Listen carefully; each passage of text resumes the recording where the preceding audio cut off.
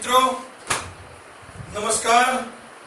Sameer Parikh, Angel Group Tuition बराबर MSc BEd Sameer Parikh by chemistry. અત્યારે આવે છે પાઠ ધોરણ 9 નો પાઠ નંબર 8 ગતિ। સૌથી પહેલા આપણને એમ થાય ગતિ એટલે શું? હું ઊભો છું, મારી સામેથી ટ્રેન જાય છે બરાબર, તમે બહાર ઊભા છો, તમારી સામેથી વાહન પસાર થાય છે, તો આ બધું શું કહેવાય? તો તમે આપણે હું અહીંયા ઊભો છું, સામેથી બસ પસાર થઈ, હું અહીંયા ઊભો છું, સામેથી ટ્રેન પસાર થઈ, હું અહીંયા ઊભો છું, સામેથી તમે દોડીને નીકળી ગયા। તો ગતિ એટલે શું? તો જ્યારે કોઈ એક પદાર્થ બીજા પદાર્થની સાપેક્ષે સમયની સાથે પોતાનું સ્થાન બદલે, પોતાનું સ્થાન શું થાય? બદલે। એ ધારો કે ટ્રેન ગઈ, હું સ્થિર છું પણ ટ્રેનની ગતિ ચાલુ છે, તો મારી સાપેક્ષે સમયની સાથે સમય જતો જાય એમ ટ્રેન આગળ જતી જાય છે બરાબર।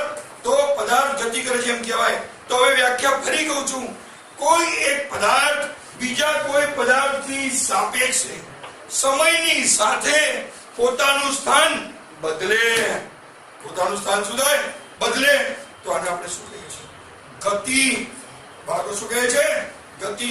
ધારો કે સમજો કે તમે તમારો કોઈ મિત્ર રસ્તા પર ઉભો છે અને ત્યાંથી બસ પર પિક્ચર વાળી જતા પેલો સ્ટેશન પર ધર ગાડી જતી રહે, આપણે સ્ટેશન ઉભા છે બરાબર। તો એવી રીતે ગતિ જુદી જુદી રીતે આપણે વર્ણવી શકીએ છીએ બરાબર। તો સૌથી પહેલા હું ફરી કહું છું, જ્યારે કોઈ એક પદાર્થ બીજા કોઈ પદાર્થની સાપેક્ષે સમયની સાથે પોતાનું સ્થાન બદલે, અત્યારે મારો કેમેરો સ્થિર છે પણ હું સમય સાથે મારું સ્થાન બદલું છું, તો આને શું કરી કહેવાય? હું ગતિમાં છું। કોની સાપેક્ષે? કેમેરાની સાપેક્ષે। આટલે સુધી ક્લિયર? યસ। નેક્સ્ટ, ગતિની વ્યાખ્યા આપણે જોઈ લીધી। હવે લઈશું સંદર્ભ બિંદુ। શું આવશે? સંદર્ભ બિંદુ। સંદર્ભ બિંદુ કોને કહેવાય? તો પદાર્થનું સ્થાન દર્શાવવા માટે, પદાર્થનું સ્થાન દર્શાવવા માટે જે નિયત બિંદુનો સંદર્ભ તરીકે ઉપયોગ કરીએ તેને શું કહેવાય? સંદર્ભ બિંદુ। જેમ કે એક ગામમાં બરાબર એક શાળા રેલવે સ્ટેશનથી ઉત્તર દિશામાં 2 કિલોમીટર અંતરે છે અને એસટી સ્ટેન્ડ છે એ 3 કિલોમીટર। એનો મતલબ શું થયો? કે શાળા છે ને એ સંદર્ભ બિંદુ છે। સમજો, શાળા શું થઈ ગયું? સંદર્ભ બિંદુ। ધારો કે એન્જલ ક્લાસ છે, એની જમણી બાજુ અવકાશ હોલ છે, ડાબી બાજુ જયમાલા 4 રસ્તા છે અને પાછલી બાજુ શું છે? Combi hotel. તો એન્જલ ક્લાસ શું થઈ ગયું? સંદર્ભ બિંદુ। ચલો એના પછી અંતર, નવી વ્યાખ્યા છે અંતર। અંતર, ચલો બધું આપેલું તો છે પણ છતાંય મારે મુદ્દા લખવા પડે। અંતર, આપેલ સમયગાળામાં ગતિ કરતા પદાર્થે કાપેલ ગતિપથની કુલ લંબાઈ। ફરી ફરી ફરી, આપેલ સમયગાળામાં, આઈ એમ ગોઈંગ ટુ રિપીટ, આપેલ સમયગાળામાં ગતિ કરતા પદાર્થે કાપેલ ગતિપથની કુલ લંબાઈને આપણે શું કહીએ છીએ? અંતર। હવે બધી વ્યાખ્યાઓ 3 અને એના પછી છે સ્થાનાંતર। પછી બધી વ્યાખ્યા લખું છું। સ્થાનાંતર એટલે શું? એકવાર સમજાવું એકવાર લખું તો તમને યાદ રહેશે, કારણ કે આ બધું મારે યાદ રાખવાનું છે। તો સ્થાનાંતર શું કહેવાય? તો આપેલા સમયગાળામાં, ફરી કહું છું, આપેલા સમયગાળામાં ચોક્કસ દિશામાં પદાર્થના સ્થાનમાં થતા ફેરફારને સ્થાનાંતર કહેવાય। હવે સમજો, પછી બધું સમજાવું છું, એ મીટર એકમ બધું। ચલો અહીંયાથી હું અહીંયાથી ચાલવાનું ચાલુ કરું છું બરાબર। અહીંયાથી આટલું થયું, અહીંયા આવ્યો, તો અહીંયાથી આટલું અંતર મેં કાપ્યું, તો આટલું મેં શું કર્યું? સ્થાનાંતર કર્યું। તો મેં અહીંયાથી બોમ્બે ગયા, તો અહીંથી બોમ્બે જેટલું શું થયું? અંતર, એને સ્થાનાંતર કહેવાય બરાબર છે। એટલે અંતર બી આવી ગયું ને સ્થાનાંતર બી આવી ગયું બરાબર। તો ચલો સૌથી પહેલા ગતિ, હું વ્યાખ્યા લખું છું સૌથી પહેલા ગતિની વ્યાખ્યા લખું છું. જ્યારે કોઈ એક પદાર્થ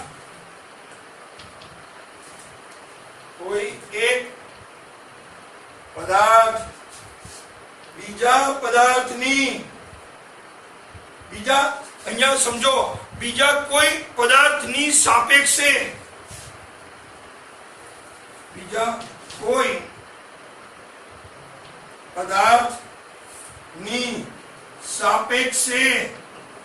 એટલે સમજો, ફરી કહું છું, જ્યારે કોઈ પદાર્થ બીજા કોઈ પદાર્થની સાપેક્ષે સમય સાથે પોતાનું સ્થાન બદલે, સમય સાથે પોતાનું, અહીંયા ચેકું છું હમણાં, પોતાનું સ્થાન બદલે, પોતાનું સ્થાન શું કરે? બદલે. એટલે અહીંયા દોડતો ચાલે, ત્યારે તે પદાર્થ બીજા પદાર્થની સાપેક્ષમાં, ત્યારે તે પદાર્થ બીજા પદાર્થની સાપેક્ષમાં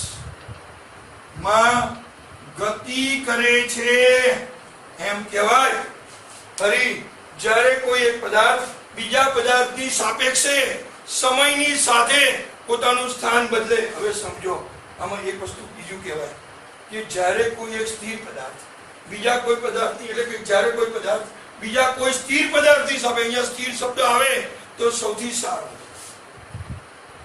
અહીંયા સ્થિર શબ્દ આવે ને તો પરફેક્ટ. બંને પદાર્થ ગતિ કરી શકે એ ચાલે, પણ એકની સાપેક્ષે બીજો જાય છે. આપણે સ્ટેશન પર ઉભા છે સમજો, અને ટ્રેન ગઈ તો ટ્રેન ગતિમાં છે, આપણે તો સ્થિર છે. બરાબર? તો આ તો એક વ્યાખ્યા જેવું છે. બરાબર?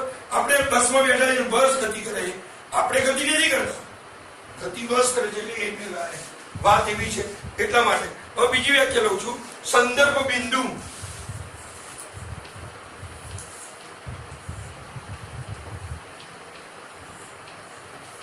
આટલે સુધી ખબર પડે. સંદર્ભ બિંદુ પદાર્થનું સ્થાન દર્શાવવા માટે, પદાર્થનું સ્થાન દર્શાવવા માટે, પદાર્થનું સ્થાન દર્શાવવા, મેં કીધું હતું હમણાં, જે નિયત બિંદુને જે નિયત બિંદુનો સંદર્ભ તરીકે ઉપયોગ કરીએ, શું જે એનો ઉપયોગ કરીએ તે બિંદુને, બરાબર ઉપયોગ કરવામાં આવે તે બિંદુને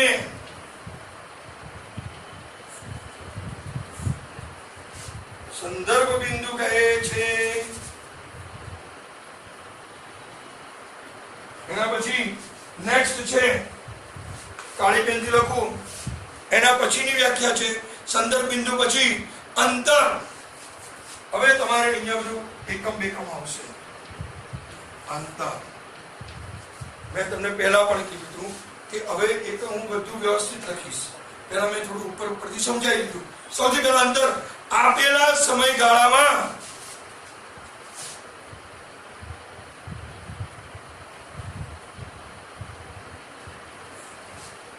ગતિ કરતા પદાર્થે, ફરી એક આપેલા સમયગાળામાં ગતિ પદાર્થે કાપેલ ગતિપથની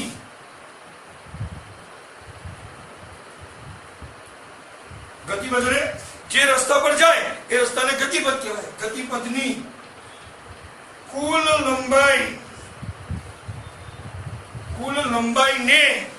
લંબાઈને અંતર આપેલ સમયગાળામાં ગતિ કરતા પદાર્થે કાપેલ ગતિપથની કુલ લંબાઈને આપણે શું કહે છે? અંતર. This is distance.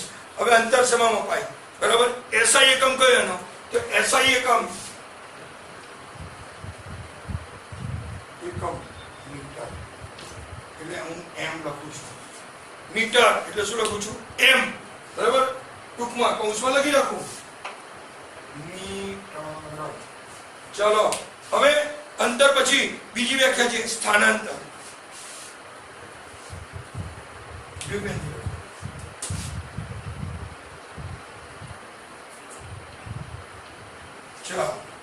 સ્થાનાંતર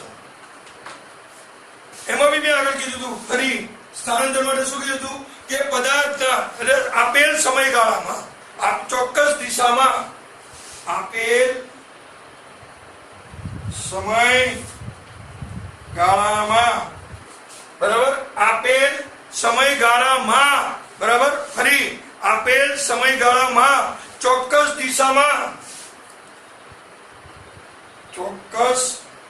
દિશામાં પદાર્થમાં થતા સ્થાન ફેર ને ફરી સ્થાન ફેર ને અથવા સ્થાનમાં થતા ફેરફાર ને શું કહે છે? સ્થાનાંતર કહે છે. સ્થાનમાં થતા ફેરફારને આનો બી એસઆઈ એકમ કયો છે? મીટર. એસઆઈ એકમ મીટર. કૌંસો વપરાય એમ છે. નિયમિત. જો આ ચાર વ્યાખ્યાઓ બધી ગઈ બરાબર. આના પછી છે નિયમિત ગતિ. સમજો, બહુ સહેલી વ્યાખ્યા છે. જો કોઈ ગતિમાન પદાર્થ સમય સુરેખ પથ પર સમયના સરખા ગાળામાં એક સરખું અંતર કાપે તો એને શું કહેવાય? નિયમિત ગતિ. ફરી લખું છું. જો કોઈ ગતિમાન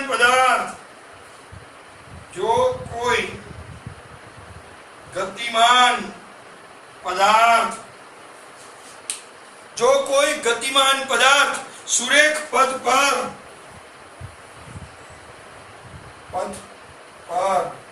સમયના એક સરખા ગાળામાં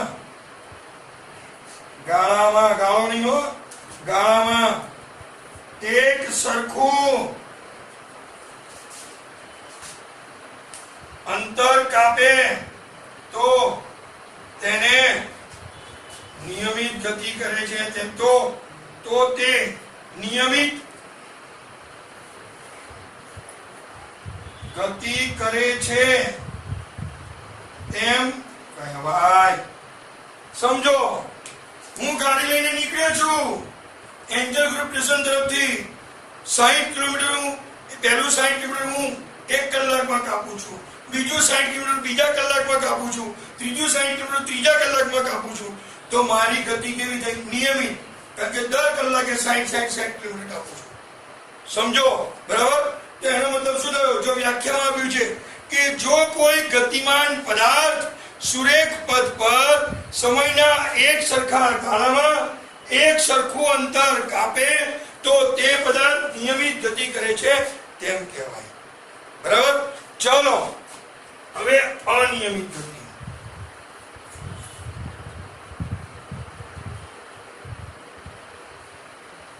ચલો, જો કોઈ ગતિમાન પદાર્થ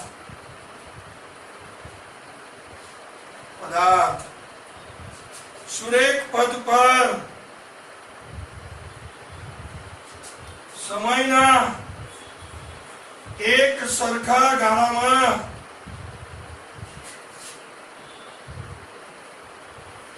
એક સરખું અંતર કાપતો ન હોય, અહીંયા આવ્યું ન હોય તો તે અનિયમિત ગતિ કરે છે તેમ કહેવાય. સમજો, સમયના એક સરખા ગાળામાં એક સરખું અંતર કાપતો ના હોય.